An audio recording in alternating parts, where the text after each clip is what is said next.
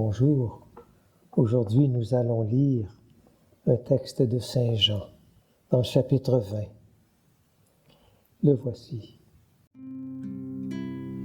Une lampe sur mes pas, ta parole, une lumière sur ma route.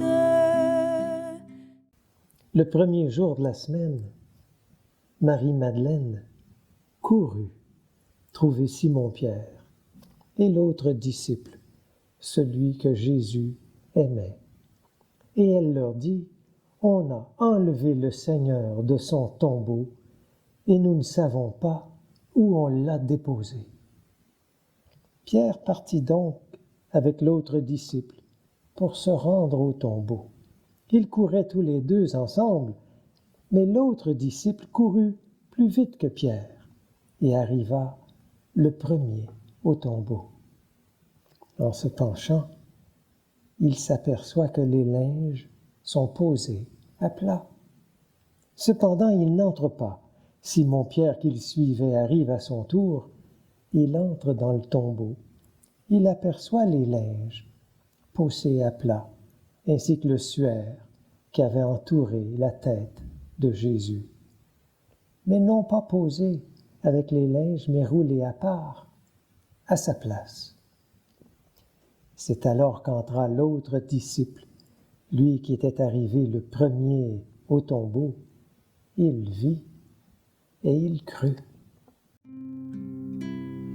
Une lampe sur mes pas, ta parole, une lumière sur ma route.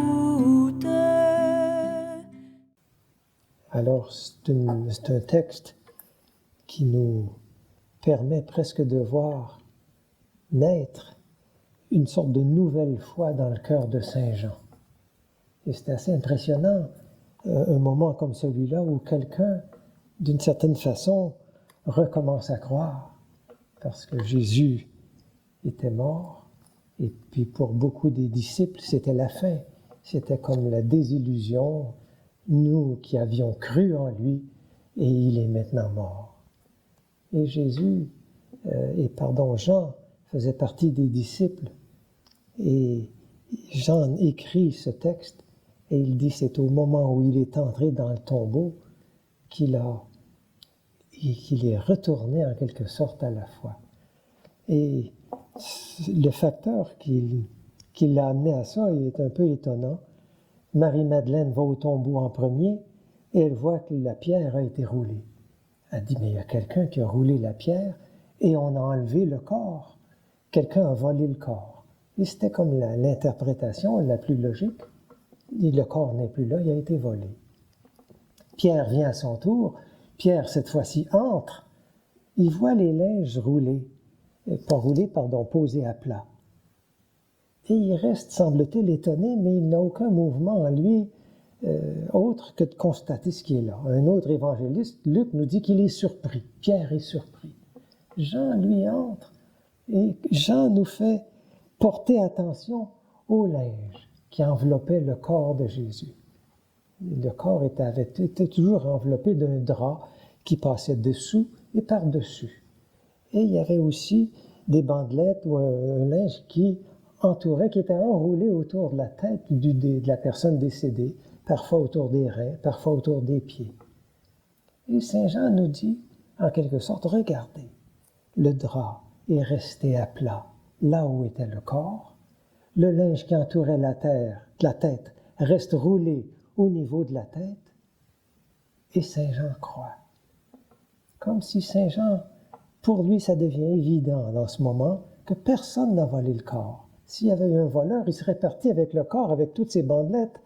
Si quelqu'un était venu déplacer le corps, il y aurait eu des bandelettes par terre. Mais le linge était au même endroit, à plat, et ce qui était roulé reste roulé. Comme si le corps de Jésus était monté, disparu, ressuscité, mais que ce qui l'enveloppait restait sur place tel quel.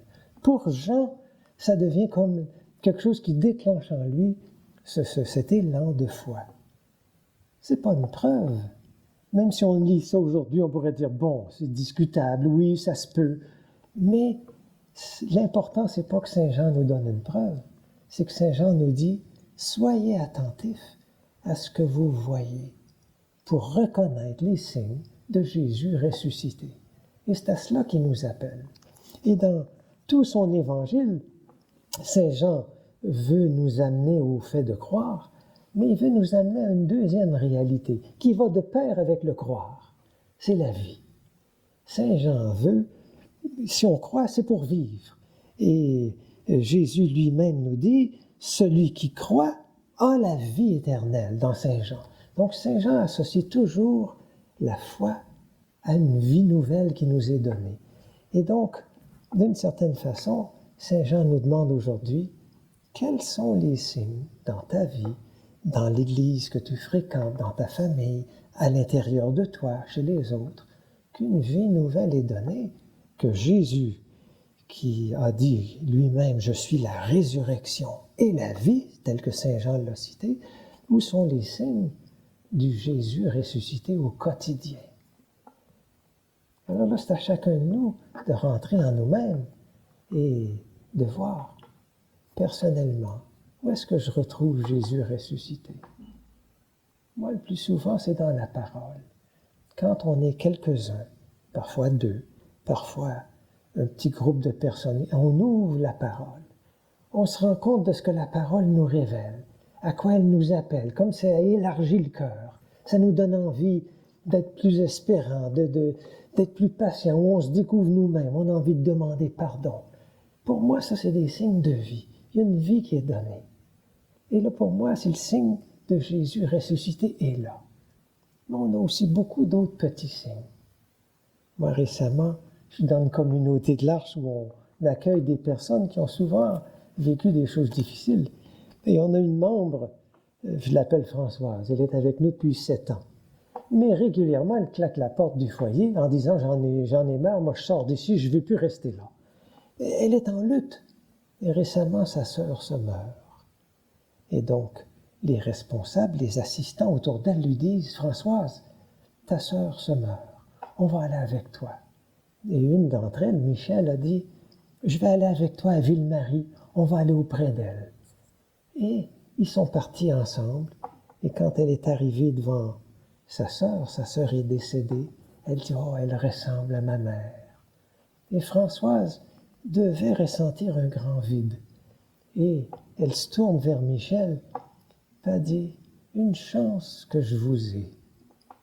Une chance que je vous ai. » C'est comme si elle se rendait compte à ce moment-là, devant le vide qu'elle vivait, qui est sa famille. Puis elle a senti que la communauté autour d'elle et celle qui l'accompagne, c'était sa chance. C'est un moment où elle a vu quelque chose, puis elle a cru dans ceux qui s'occupaient d'elle. Est-ce que ça sera un moment passager, furtif, ou est-ce que ça va être une parole de reconstruction en elle, de rechoisir la communauté qui est la sienne? Je ne sais pas. Mais j'ai senti là une parole de vie nouvelle, un signe que Jésus ressuscité est présent à nous. On en a plusieurs comme ça. Et je pense que Saint Jean nous demande, soyez vigilants à voir pour croire, à être attentif à la vie donnée pour croire, à être attentif à la vie donnée pour y dire oui à cette vie-là.